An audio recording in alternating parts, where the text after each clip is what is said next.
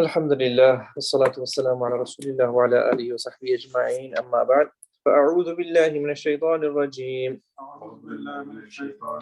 بسم الله الرحمن الرحيم والذاريات ذروا فالحاملات وقرا فالجاريات يسرا فالمقسمات أمرا إنما توعدون لصادق وإن الدين لواقع والسماء ذات الحبك إنكم لفي قول مختلف يؤفك عنه من أفك قتل الخراصون قتل الخراصون الذين هم في غمرة ساهون يسألون أيان يوم الدين يوم هم على النار يفتنون ذوقوا فتنتكم هذا الذي كنتم به تستعجلون إن المتقين في جنات وعيون آخذين ما آتاهم ربهم إنهم كانوا قبل ذلك محسنين كانوا قليلا من الليل ما يهجعون وبالأسحار هم يستغفرون وفي أموالهم حق للسائل والمحروم وفي الأرض آيات للموقنين وفي أنفسكم أفلا تبصرون وفي السماء رزقكم وما توعدون فورب السماء والأرض إنه لحق مثل ما أنكم تنطقون صدق الله العظيم. You found it? Surah Adh-Dhariyat, page number. Just give me a page.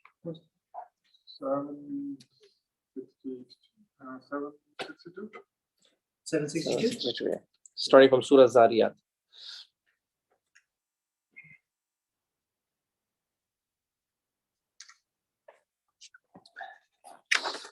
Alhamdulillah, we thank Allah subhanahu wa ta'ala for giving us the tawfiq to be here. May the infinite amount of blessings and peace be upon the noble Prophet sallallahu alaihi wasallam. So today we're looking at 23 ayats of Surah Adh-Dhariyat. This is a Makki surah. You found it? No, 762. Let me see. Let me see what page it is. 62, 66, I think. 7. 7. I'm switching the 6 and the 2. Let me see. 762. Let's see. No. 725. Jazakallah. Jazakallah. Looking at the next one. Okay. That was 726. You got it? 725? Inshallah. I'll find it here in a minute. Jazakallah, inshallah. All right. I'm not sure if it says the surah number, but it's 51. Yes. Got it. Okay. Yeah, Surah Adh-Dhariyat. Got it. Okay. So, Bismillahir Rahmanir Rahim. Allah subhanahu wa ta'ala in the first ayah. Actually, before we get to the next ayah, let's think about, just bring something from the last what last dars that we talked about. Last dars we finished Surah Qaf. And Surah Qaf, there was one thing mentioned in there about listening carefully. What was the ayah? Inna fi dhalika la dhikra. That in the Quran there's a reminder for anybody who has a heart or who listens carefully and he's present. So we learned from that the Quran gave us a technique that if you want to benefit from the Quran, what do? Well, you have two options. Actually, you can with your heart or you listen carefully. Or you combine the two options. You're listening with your heart and you're listening carefully. Then of course, inshallah, you're going to benefit from the Quran. But let's just say somebody, the nafs takes the better of you and you're like, I'm not going to take in this nasiha. Nafs is playing games with you. And if somebody is like saying, okay, I can't do amal upon this injunction that they're discussing here, but you're listening carefully because this is the truth. It's Allah's revelation. We're just listening, although in the back of your mind, dil nahi lag raha, your heart's not there, but you're just listening. It's that even that's going to benefit you. At one point in life, there's also they benefit from that too. This was just one ayah from last time, okay? So today we're starting Surah Adh-Dhariyat. This is a Makki surah. The first, Allah subhanahu wa ta'ala gives us 4 oaths. The first one, and there's 4 oaths. Whatever there's oaths, then it's mentioned Jawabul Qasam, the answer to the oaths. It's a way how the Arabs would talk. They would say, I swear by this, then something is true. So this was something they really related to. But Allah subhanahu takes oath, and Allah subhanahu always takes about very significant things. And then Allah subhanahu mentions a point. So the point here is that what you've been promised is true. All the things everything that you've been promised is truth. And there's 4 oaths. There's also a very great relationship between the oaths and it's called the Jawabul Qasam, the answer to the oath. There's a great, it's not like random. Actually, there's a lot of meanings that can come up. But obviously, we don't have time for that here. We're doing just a very basic layer of tafseer. If we were to start going into these itty-bitties and stick to one ayah every single dars, there are scholars who do that, and it takes a lot of time. That's doable. I told last week, right? Yes. There's one scholar who did that. He went into so much depth to one ayah, people forgot there was Dars Quran. They're like, are we really Dars Quran, or we're just hearing your speeches every week? But the Shaykh was actually doing Dars Quran. He was just doing one ayah, but he was explaining from this angle, from that angle, from that angle. And it's obviously it's a endless ocean of wisdom, spring of wisdom. Okay, so the first ayah reads, the 4 oaths, the first one. By those winds that scatter dust, وَالذَّارِيَاتِ ذَرْوَةً. I swear by those winds that scatter dust.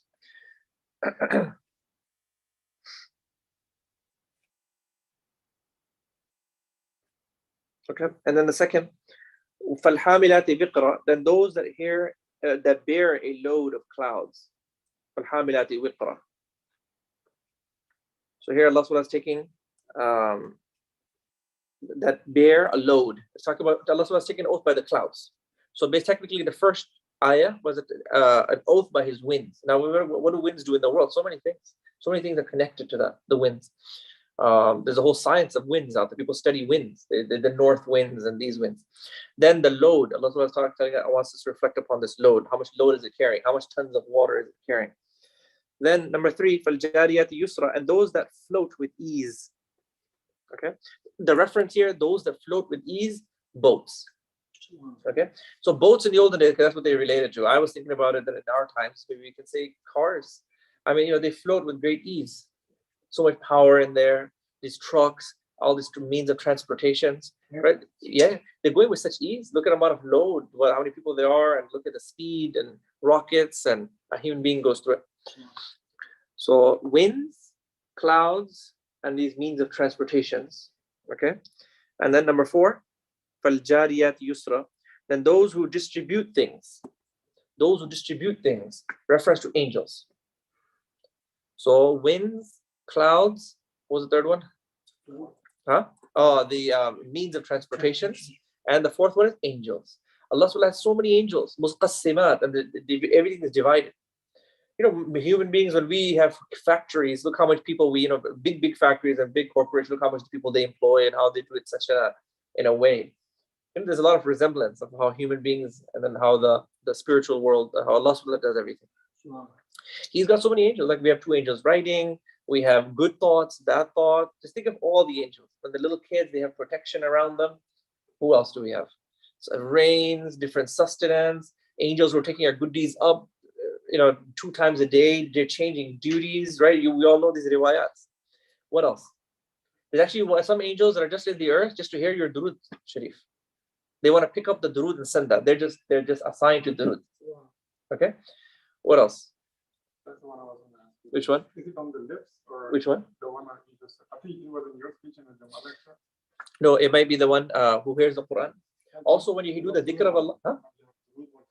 He takes it. I'm not sure if it's a reference to the lips, but there's one. I'm not sure if that's connected to the lips, but there's one just for durud. So like that, it's just very royal service. Durud is so special. There's a special appointed angel. What else? Huh? Malakul Maut is around. So muqassimati amra, everything is being handed off, divided between this creation of Allah. So Allah takes these 4 oaths. There's many tafseers of these because again it's, and then the 5th verse is innama tu'adu, verily whatever you've been promised is true. 4 oaths and then the messages, whatever you've been promised is true. Allah takes oath by his magnificent creations. Actually in the Quran, the oaths that he takes from his magnificent creation, he's taken it from, the scholars say Allah has actually taken an oath from everything. Har cheez. One ayah says wal asr, the waqt bismi ho gaya, time. Actually there's one ayah of the Quran, I forget which one at the moment, but it actually says everything. I swear by everything that I've. So technically everything is under his oath. It's telling us that think of my magnificent creator, my creation, and then I'm telling you that this is the reality.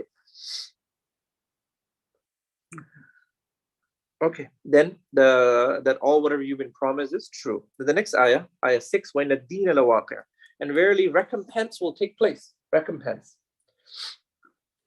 Deen means recompense. Hisab, that everything is being accounted for, right? Kitab, everything is being written for, and badla, right? You're gonna get a payments for what you've done, what you've achieved. This is so really everything you've promised is true, and really recompense is a reality.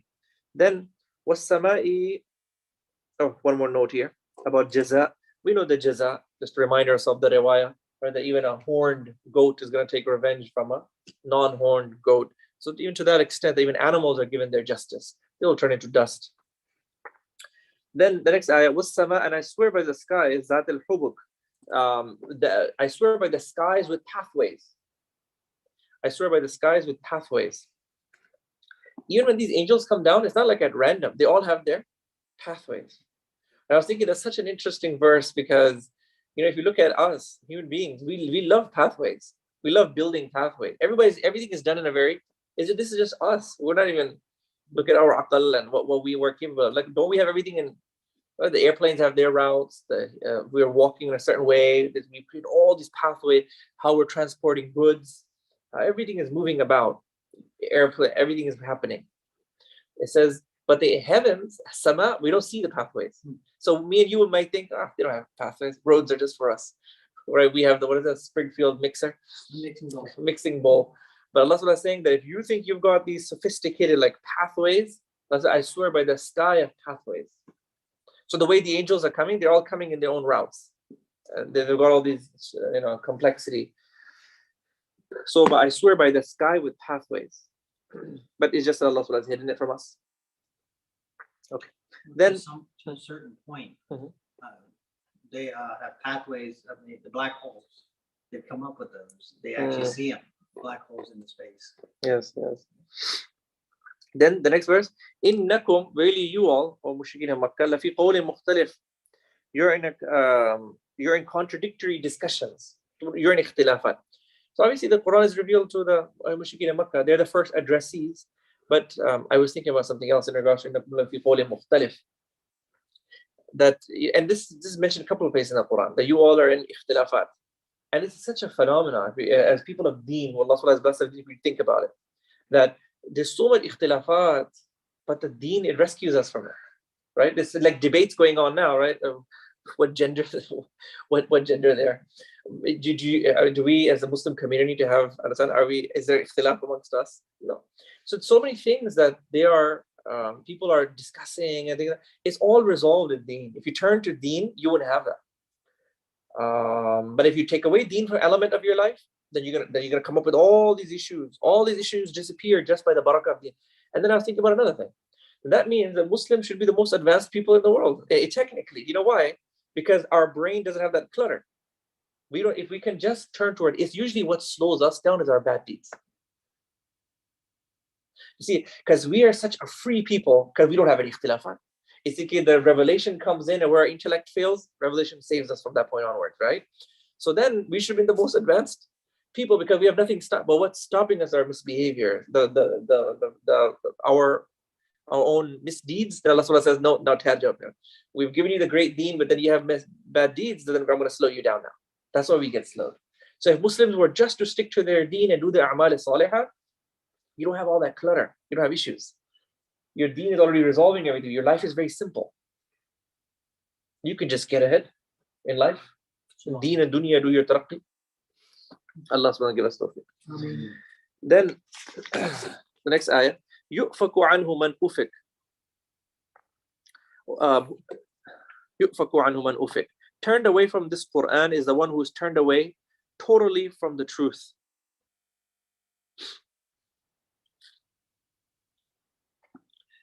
Turns away from this Quran is the one who is completely deprived. Man ufik.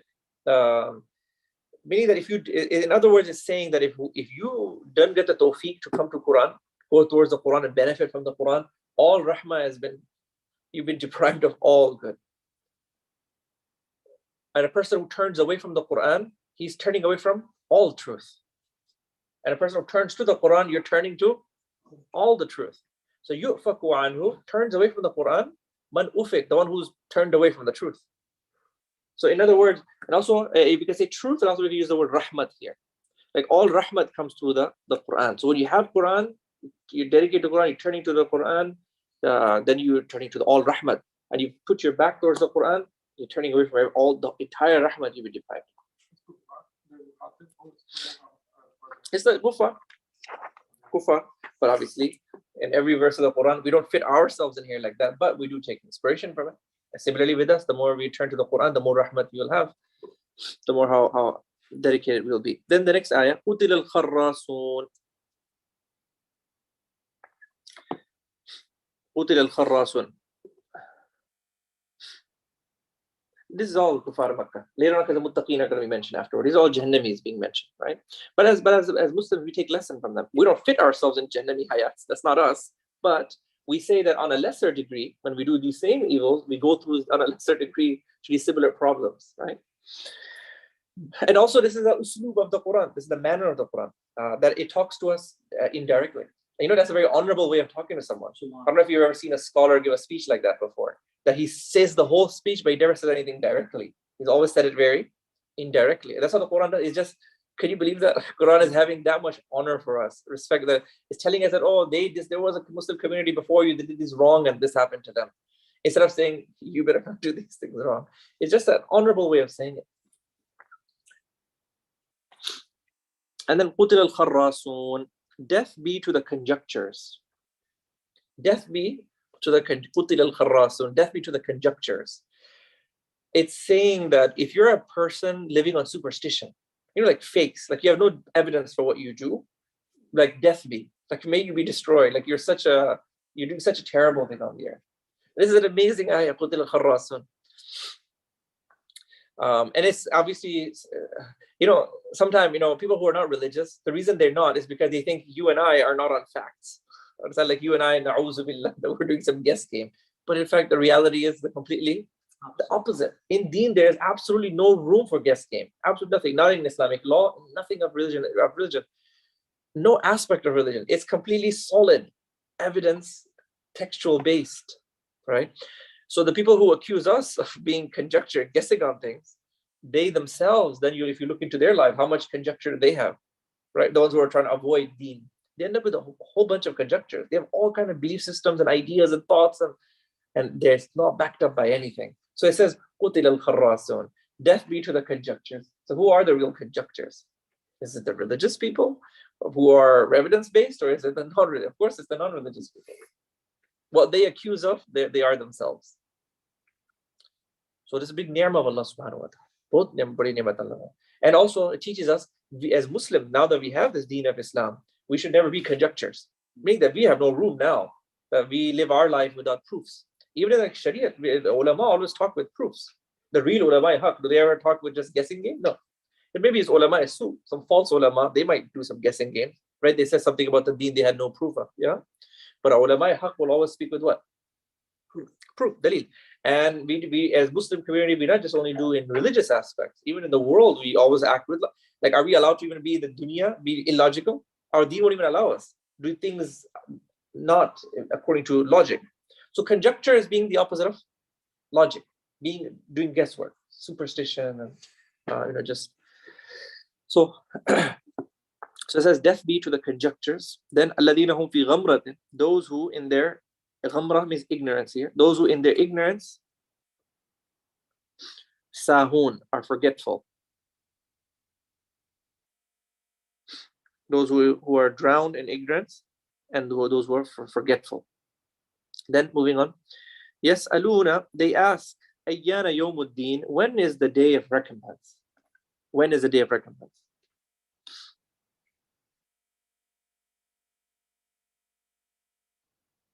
Then it was said after that, yawmahum ala nari, like they're asking about the day of recompense. That day they will be upon the fire heated. Yuftanun. The word fitna is used, but you translate here the yuftanun, the word fitna, according to the context. Because even the next ayah also again has the word fitna. So in the Arabic language, you'll translate it according to the Arabic language is very, very rich. Fitna just doesn't have that one meaning, that the famous meaning of fitna. There's multiple meanings. So here you'll translate Yawmahum ala nari, that day upon the fire they'll be heated. Then the next ayah, Dhuqu fitnatakum, and then they'll be told, taste your azab. The next fitna we translate as azab. Taste your punishment. هذا الذي كنتم به تستعجلون. This is what you used to ask to haste. Right, in their arrogance, they would tell the Anbiya that bring it forth. When is these punishments coming? They'll say that out of their arrogance. Now, as far as they asking to haste it,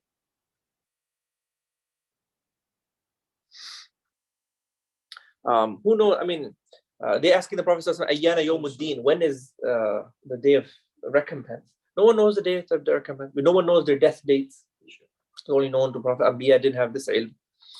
Allah subhanahu wa ta'ala kept it from them. Prophet ﷺ, when he was asked, he said, "Mal mas'ulu anha bi'a'lama min as-sa'il." When someone asked the Prophet ﷺ this, he answered in the hadith that the question doesn't know more than the questioner in regards to the day of judgment.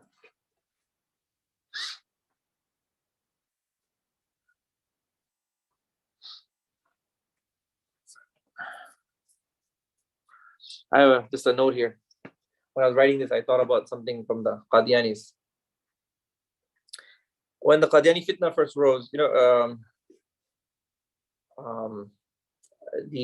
what Islamic century are we in? It's the 14th century, right? We're in 1444.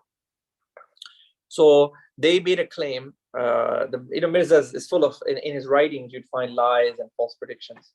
So he made this lie amongst hundreds of his lies. One of them that the Mahdi will come at the end of the 14th century. No, the start of the 14th century. Yeah. So it came to the end when the 13th century came to an end. So the scholars who were doing the work of Khatmun Nubuwa asked them that it didn't come. So today all the Mirzais should, say that it didn't happen because all those things didn't occur. So like that, and then there was no hadith. The lie part was not just that. It was just that there's no hadith that says 13th century. This word 13th century, 14th is not found in hadith. So these type of comments from Mirza Ghulam Qadiani, they're very famous that he accused something to be in the Holy Scriptures that weren't there. This is not just one example, there's hundreds of these types of examples. Then when people took it on with him, that it's not there, find us this one. Then they're like, oh no, it's not in the Holy Scriptures, but it was a kash. It was some saint who had a vision that it must the kisi ki khab mein aaya tha, kisi was kash. Then they're like, all right, then the Muslims took that upon the Qadianis. Okay, now we need the khab. From all the saints that we've had up to here, give us the saint. Which Naik Banda was it who said in his writings the 13th foot? Nothing. Then they, in their editions, in their books, then they edited it. Like where it says that in the 14th century, where it says hadith, they said, oh, hadith, no, what do you mean hadith or Quran? We meant kushuf. And then the next edition, the next print of that book, they removed the kushuf from the bottom too. So just completely they wanted to just chant this 14th century, that the turn of the 14th century will happen, because nothing happened. could be the one. Huh? Nine. Huh? It's like other nine. Nine, yeah. So, I've actually heard that before. yeah. I mean, what you just said, I've heard that before. Yeah. So like that. But again, there's no such thing as these numbers being mentioned, 13th century or 14th century, beginning or ending. There's no hadith or Quran, so that's a complete lie. Okay. And then the next ayah, Innal Muttaqeen. Now, all these ayahs that we did so far, we're talking about mostly, obviously, completely for the Jahannamis, right? Talk about bad actions that led them to Jahannam, that taste the punishment. Now, after the Muttaqeen, and the Quran constantly does that, right? It talks about Jahannamis and Jannatis side by side. So we take a balance of, a look at both these things. Also, because it produces fear and hope at the same time. So it gives a person a proper faith. The next ayah, Innal Muttaqeen, verily the Muttaqeen fi Jannat, they're going to be in gardens and springs. Akhidina ma atahum rabbuhum, receiving what their Lord is giving them. You'll be receiving your gifts. As we all know, Jannah, everything keeps increasing, right? The problem with the dunya is the dunya. Everything just stays the same, stays stagnant, never gets better. That's why we get bored of things. But in Jannah, everything improves and it's everlasting. It's the actual. Innahum kanu qabla dhalika. Then over here it starts giving the list of these muttaqeen. These are some of their habits. Because if you're a muttaqeen person and then you have these hallmarks, then this Jannah is yours. Innahum, may Allah subhanahu wa ta'ala grant us these qualities. Innahum kanu qabla dhalika muhsinin. These people, they used to be from the muhsinin, a person of ihsan. A person of ihsan. Ihsan means beautification. Also, some ulama explain that the whole religion of Islam is three aspects: Iman, Islam, and Ihsan. Iman is faith in the heart. Islam is our submissions. And when you do those submissions properly according to Sunnah of Rasulullah sallallahu alaihi wasallam, you reach Ihsan, the end of Islam. That's what you try to achieve every second of the way. Like you're doing things, you're remembering Allah subhanahu wa ta'ala, you're acting according to the obedience of Allah subhanahu wa ta'ala, you're achieving Ihsan. This transaction is completely halal. These days you spend completely Ihsan. May Allah grant us that. So they were muhsini. In every amal, Ihsan. So that's the first hallmark. So let's reflect upon that. It's only a total of 4 characteristics. First is that they do ihsan in everything. Because a dini person, he brings Islam into his whole life, right?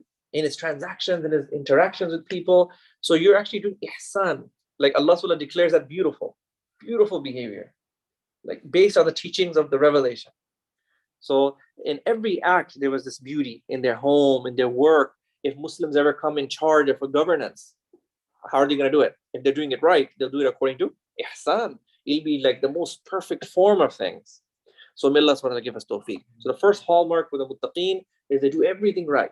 That they do things according to ihsan. And have I explained ihsan? Right? Ihsan is with your iman is correct.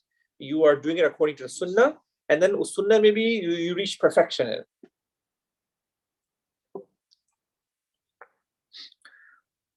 Okay. Then the next ayah. كانوا قليلا من الليل ما يهجعون.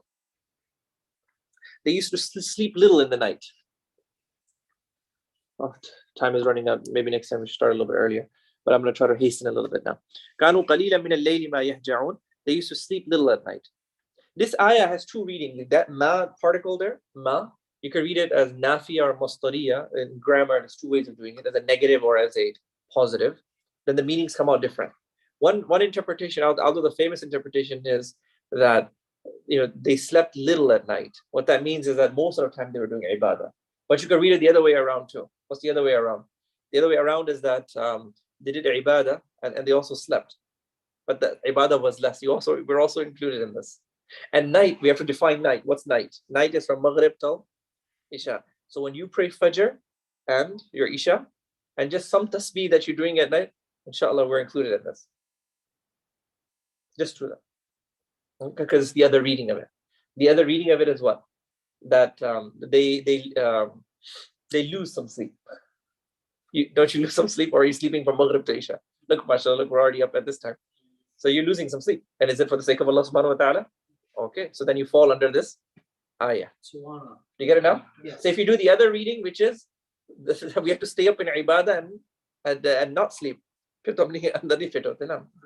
but if you do the other tafsir, the other one, then we fit it out. The second one is that we do some ibadah in the night.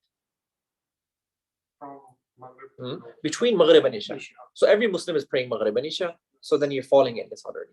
And you by your Maghrib, and also we know the hadith. We pray Fajr and Isha and Jama'ah, you get the reward of worshipping. Thing. If you just sleep with wuzu, you get the reward of all night. ये चीज तो है ही है. It's not from Maghrib to Fajr, it's Maghrib to Isha. So that's really Maghrib to Fajr. Huh? Isha. You said Isha. Oh no, sorry, it's Maghrib to Fajr. Fajr. इसको बोलते हैं ना night. Right. This is called night. So with some ibadah that you do, that qualifies you in your condition. Number 2. Number 1 was ihsan, doing things according to sunnah properly, and number 2 is some ibadah in the night. So, and then you also get qualified just by your Maghrib and Isha. उसके बाद अगर आपने अपना रसूल पढ़ लिया. I got a little confused too there. Yeah. So but between Maghrib and Isha, The ibadats.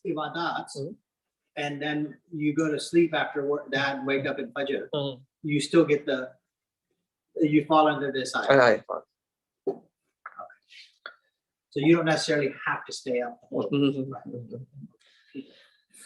ठीक है. ठीक है. दूसरी तफसीर से हम लोग इस नंबर मुत्तकीन की दूसरी में हम फिट हो गए. रिकॉर्डिंग हो रही है, लेकिन फर्ज के बाद, फर्ज के अलावा की बात करें, फर्ज नमाज के अलावा आप कुछ तस्बीह कर लेते हैं, तस्बीह Fatmi. No, some say even first.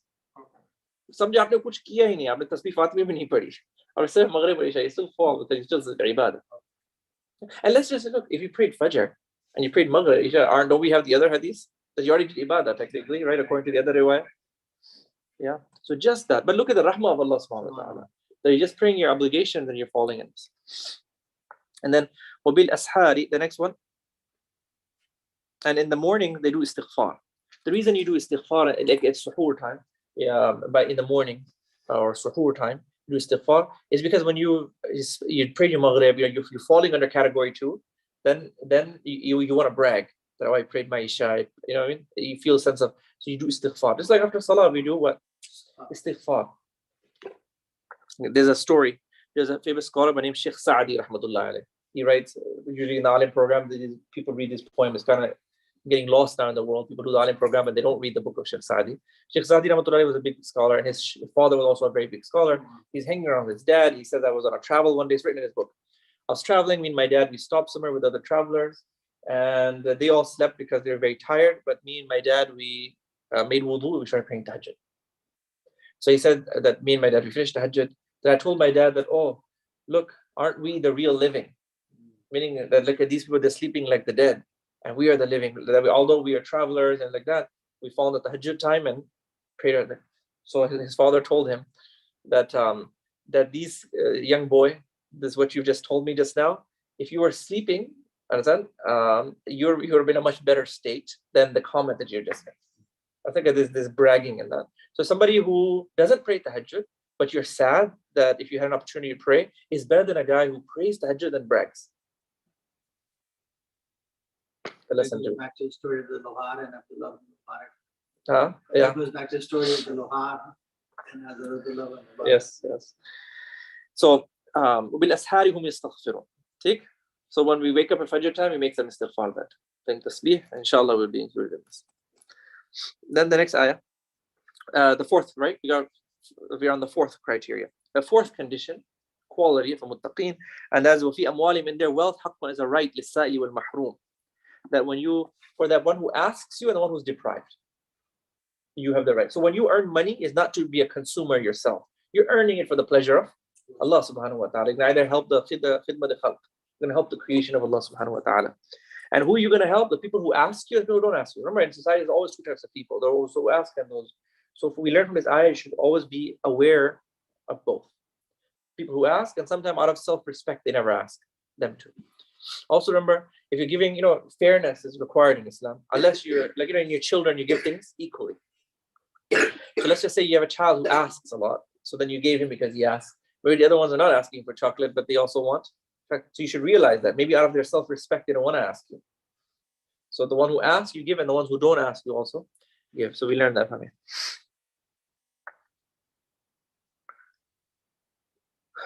So that's it. Everyone's got the four qualities. What is it? Everything with ihsan. Number 2, they do ibadah at night. They lose some sleep at night doing some ibadah. Then number 3, they do istighfar by morning.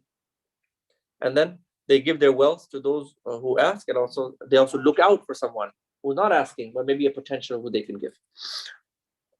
Then the next ayat, the next 4 ayats, then the last ayats of dars today, they're in regards to the ayats of Allah subhanahu wa ta'ala. Up till this far, what we've done is Jahannamis and their qualities, and we did Jannatis and their qualities. So that's coming to an end. Now it's talking about signs of Allah subhanahu wa ta'ala, signs of His creation, the creation of Allah subhanahu wa ta'ala. Number 1. وَفِي الْأَرْضِ آيَاتٌ لِلْمُوقِنِينَ, that in the earth there are many signs for people of certainty. Are you certainty in your akhirah in Allah subhanahu wa ta'ala? Like, are you and I, inshallah? Right? That's the criteria. We have to have yaqeen. Iman only counts with yaqeen, right? So me and you are, inshallah, people of yaqeen. So Allah subhanahu wa ta'ala is telling us that in the earth, He has so many signs. That if you just pondered upon the earth, it's endless of how much signs of Him we'll find. Even if you look at just just the foods, just one food we can't exhaust it. The pomegranates, the different foods and how they're packaged. How does the seed go into the soil and then come out to be exactly 700 what? What is that? Or does every flower do that, or which one? What's that? So something that comes out with 700 Seeds. Okay, so there's some seeds that you put in and you get 700 gabbletems, or shoshe, or sickles, or whatever they call it in English. Yeah. Ears, they call it ears. The different fruits. Allah subhanahu just could have just gave this as dunya. Allah subhanahu could have given us one food, but He leave us to one food. What He prohibited was one thing. He said, just don't have this one thing. Don't have this one thing. But normally we were allowed so many different types. What else? So in the earth, there are so many signs for people of certainty. Then the next ayat, وَفِي أَنفُسِكُمْ, and in yourselves, أَفَلَا تُبْصِرُونَ, why don't you reflect deeply in our own nafs, in our own bodies? Even when the food goes in, the energy, the hair, how is that? Who's the food and water go through from the same source? Who splits it, and how does the energy is going to go up here? And different places, the hair is going to grow, and then it's going to grow proportionately. The child has to grow proportionately. So all these are signs for people of reflection.